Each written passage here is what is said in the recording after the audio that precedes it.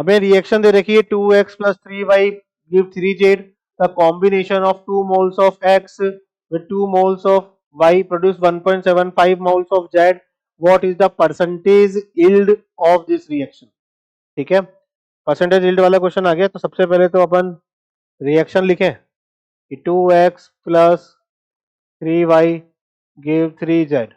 अब according to stoichiometry 2 moles x से 3 moles y react करते हैं और 3 मोल्स z बनाते हैं.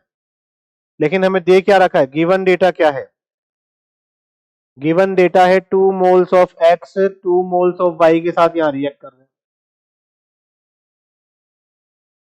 जब रिएक्ट कर रहे हैं तो पहले तो हम पता, क्योंकि हमें परसेंटेज यील्ड बताना है तो हमें देखना पड़ेगा कि भाई अकॉर्डिंग टू स्टोइकियोमेट्री जो कहानी चल रही थी उसके अकॉर्डिंग प्रोडक्ट कितना बनना चाहिए.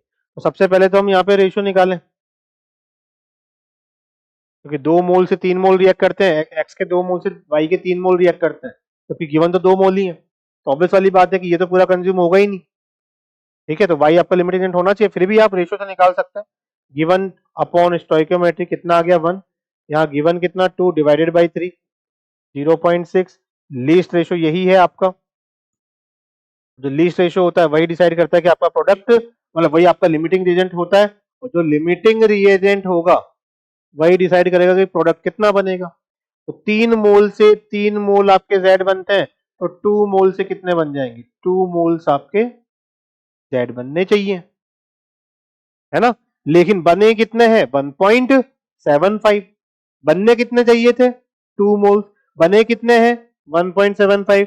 यही आपका परसेंटेज यील्ड हम यहां पर निकाल सकते हैं कि भाई actual amount of product upon theoretical amount of product into 100 कितना आ जाएगा, ये आपका 87.5%. ठीक है, ये फ्रैक्शन के फॉर्म में दे रखा है, ये आपका डी.